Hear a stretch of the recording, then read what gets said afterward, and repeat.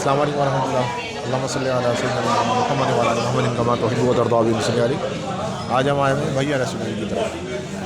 तो इनका सूप माशाल्लाह बड़ा अच्छा है, इनका मशरूम सूप जो आया है। और आज हम लोगों ने ऑर्डर खैर बार जो किया है वो चिकन इनका स्पेशल है।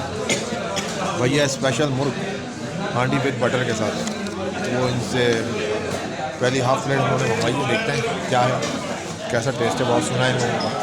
बाकी बिस्मिल्लाह रहमान रहीम करेंगे तो इंशाल्लाह आपको भी शेयर करेंगे क्या है।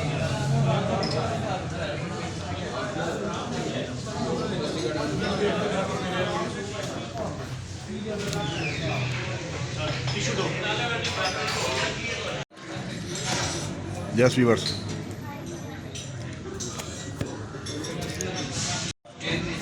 ये इनका चाउमीन है, चिकन चाउमीन।